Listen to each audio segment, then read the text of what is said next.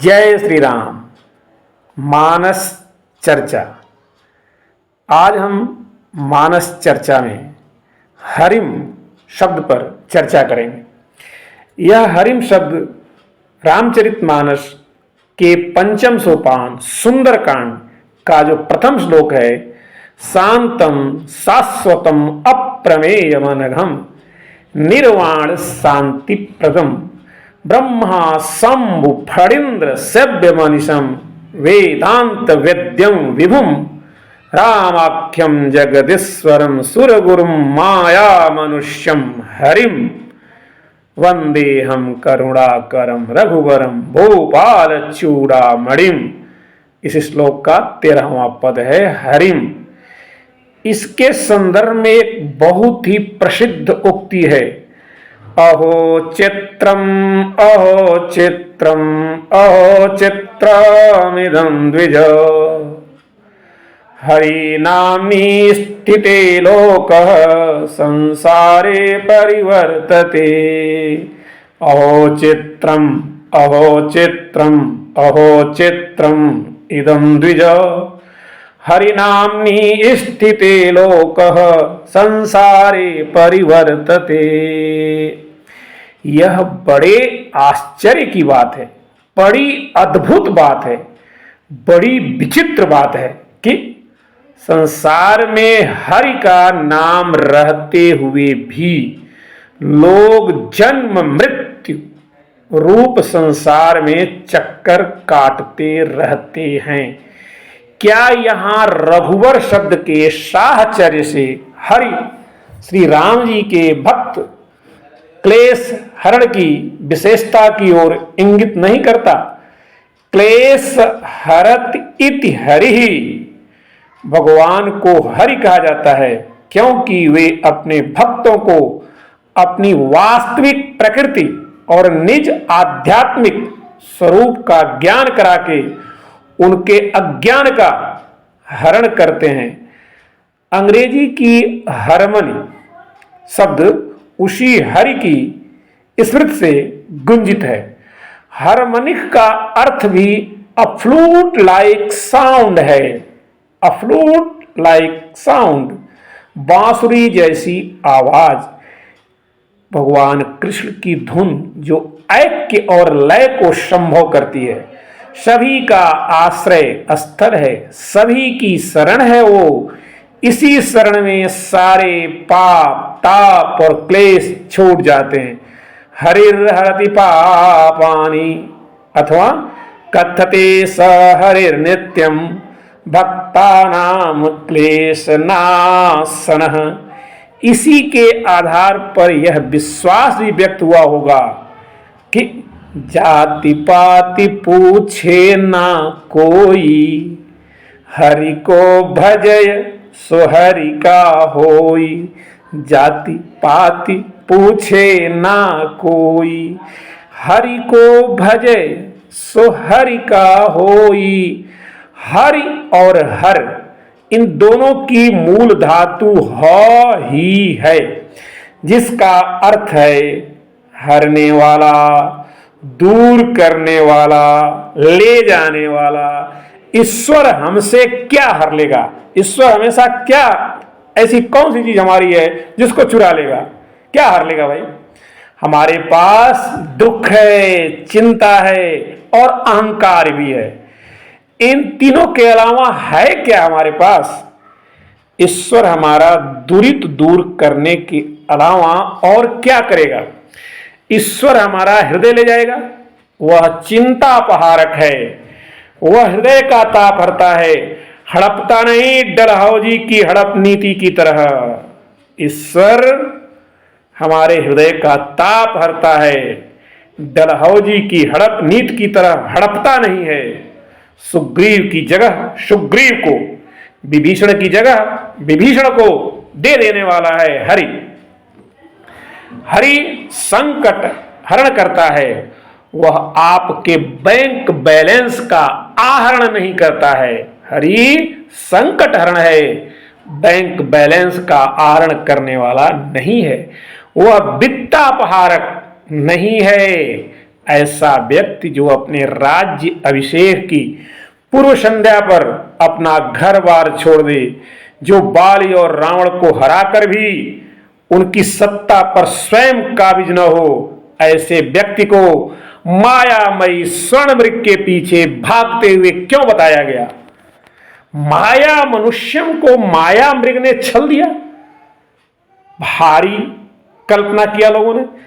तपस्वी राम स्वर्ण मृग के पीछे भागेंगे? वे उसका रहस्य जरूर जानना चाहेंगे। अगर भागते हैं उसके पीछे तो उसका रस जानना चाहेंगे, लेकिन वित्तापहरण के लिए नहीं, स्वर्ण के लिए नहीं। वे सोने के मृग के पीछे नहीं भाग रहे हैं। एक स्वायत्त वन्य जीव में सोना उनके किसी विनिमय के काम नहीं आने वाला है, लेकिन उस विचित्र मृग का कौतूहल अवश्य ही अदम्य है। लेकिन इस अदम्य को जानना भी राम के लिए आवश्यक है। राम के लिए आकर्षण स्वर्ण मुद्रा कभी नहीं हो सकती। हां, स्वर्ण मृग आकर्षण का विषय हो सकता है।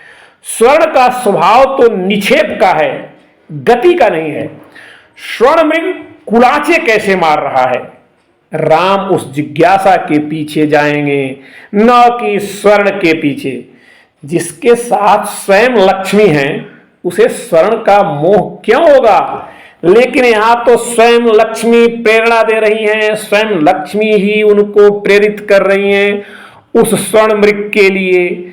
राम शब्द जिस रम धातु से बना है उसका अर्थ तो ठहरना, रुकना, रमना, आराम करना होता है। लेकिन राम का जीवन तो चरैवेति चरैवेति की कथा है। मृग के पीछे ही नहीं भटकते, वे अगणित दुर्गम स्थानों को पार करते हैं, जिसे सहस्राब्दियों तक लोगों के मन और आत्मा में रमना है। उसको जिंदगी में स्वयं ठौर न थी, ठिकाना ही नहीं था। गोस्वामी जी ने बाल कांड की शुरुआत में ही कह दिया था, वंदे हम तम शेष कारण परम रामाख्यमी संहरिम। कौन से हरि हैं? राम नाम वाले हरि हैं। राम कहने वाले भगवान हरि की मैं वंदना करता हूं। मैं किस हरि की वंदना करता हूं? जो राम कहलाने वाले हैं।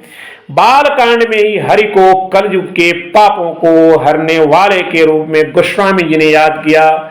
श्री हरि के यश का गान करने का विचार गोस्वामी जी आगे भी प्रकट करते हैं। गावहीं हरि जस कलिमल हारी, गावहीं हरि जस कलिमल हारी, हरि अनंत हरि कथा अनंता।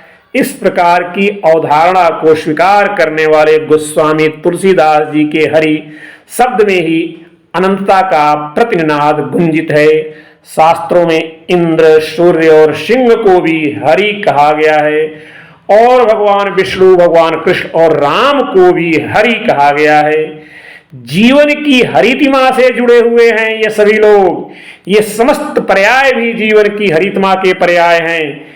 इंद्र की वर्षा भी उस हरियाली के लिए उतनी ही जरूरी है जितनी सूर्य की उष्मा, जिससे फोटोसिंथेसिस संभव होती है। भगवान विष्णु तो साक्षात जीवन हैं, राम और कृष्ण उन्हीं के तो रूप हैं। उस हरितिमा में हरि भी प्रत्यक्ष होते हैं।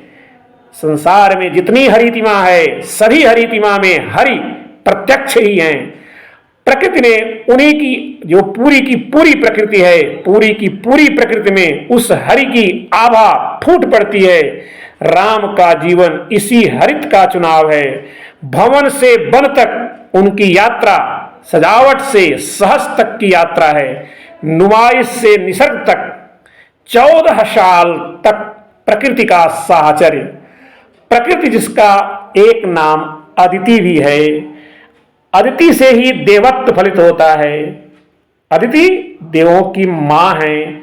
हरि हर्षित करते हैं तो इसी शस्य श्यामला से पाई शक्ति के आधार पर उनका ऊर्जायन इसी हरियाली के बीच हुआ। एक वह समय था जब अरण्य में शिक्षा पाया बटुक दीक्षित होकर समाज में लौटता था। एक समय यह है कि समाज में शिक्षित होकर हमारा युवा समाज से ही कटता जा रहा है। वन में बाटनी नहीं सीखी जाती है, वनस्पति शास्त्र, बल्कि बोधि और संबोधि के अन्य प्रकार भी, इन चीजों को भी जो उपलब्ध है सीखा जाता है। भगवान राम, भगवान बुद्ध, भगवान महावीर, इन तीनों प्रासाद, इन तीनों लोगों ने महलों की जगह, हम कहते हैं प्रासाद यानी महल, महलों की जगह प्रकृति को चुना है। ऐसा करके वे तीनों लोग दिए हुए, हम कहें मिले हुए उपभोग करने की जगह जीवन को एक एडवेंचर बनाते हैं। कुछ तो होगा जिसके कारण गोस्वामी तुलसीदास जी को यह राम जी, भगवान श्री राम इतने प्रिय हुए।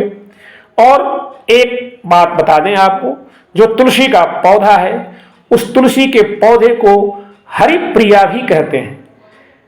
यह ध्यान रखें, तुलसी का एक पर्यायवाची है हरिप्रिया। जो वृक्ष हैं, सभी वृक्षों को हरिद्रु कहते हैं। हरियाली, तीज, हरियाली, अमावस्या, ये सब तो आप जानते हैं। ये सब किस लिए हैं?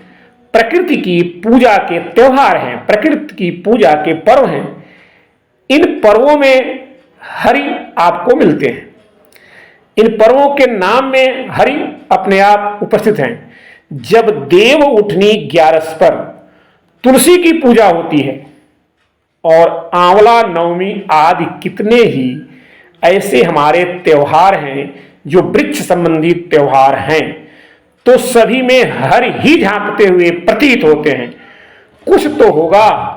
जो दूब है उसको हरि तारिका कहा जाता है, हल्दी को हरिद्रा कहते हैं, कदम्ब को हरि प्रिय कहते हैं, जवा कुसुम को हरि वल्लभा कहते हैं, पीपल को हरिवास कहते हैं, साग सब्जी को हरितक कहते हैं, मृग को हरिण कहते हैं, आप जानते हैं मृग को हरिण कहते हैं, रत्नों को हरितोपल कहते हैं, कूस घास को हरिदर्भ कहते हैं, और पत्तों में जीवन की तरह मौजूद जो अंग्रेजी का शब्द है क्लोरोफिल, उसको हिंदी में हरतील कहते हैं।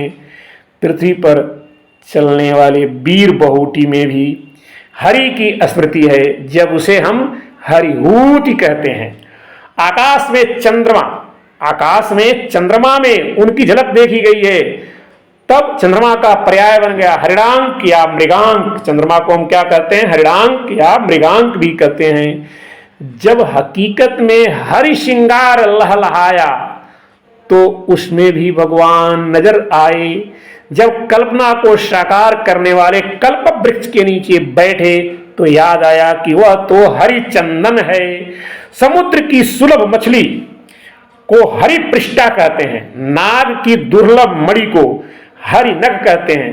विश्व में विष्णु को व्याप्त देखने वाले इसी मानसिकता ने प्रकृति को प्रभु की सत्ता से चर्चित पाया, तो जगह जगह उनकी याद में दीपक जलाए गए। कदम्ब पेड़ को हरिप्रिय या तुलसी को हरिप्रिया कहने के पीछे बहुत सी पौराणिक कथाएं हैं, जिन पर हम चर्चा कभी बाद में करेंगे। लेकिन उनके पीछे वृक्ष और वन को उपभोक्तावादी दृष्टि की जगह एक श्रद्धा और आत्मीयता देने का भाव भी है।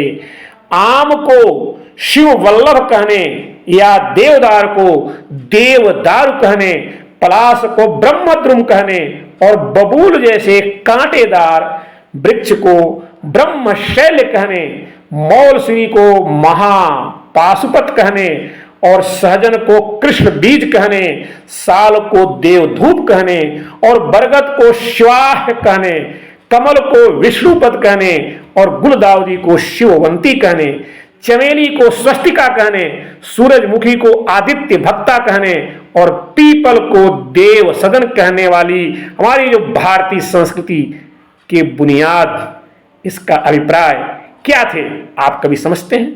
क्या ये पागल और बचकानी दुनिया थी? यहां इसके पागलपन में भी एक मेथड था और इसके बचकानेपन में भी एक तजुर्बा था।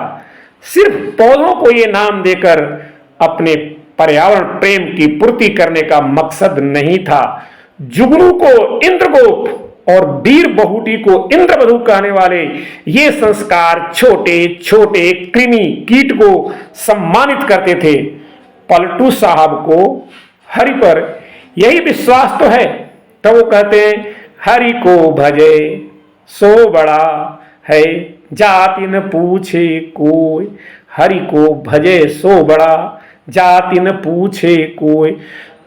सूरदास जी को भी यही भान था, तभी तो सूरदास जी लिखते हैं हरि हरि हरि सुमिरो सब कोई, ऊंच नीच हरि गणत न दोई। हरि हरि हरि सुमिरो सब कोई, ऊंच नीच हरि गणत न दोई। तो ये छोटे छोटे कीड़े भी ईश्वर के नाम संस्पर्श से अनुप्राणित थे। हम कहेंगे अनुप्राणित हैं, वे तुच्छ नहीं थे, वे तुच्छ नहीं हैं, ईश्वर के रूपों में से थे। मनुष्यों से यह नाम कल्पना पशुओं को जोड़ रही थी।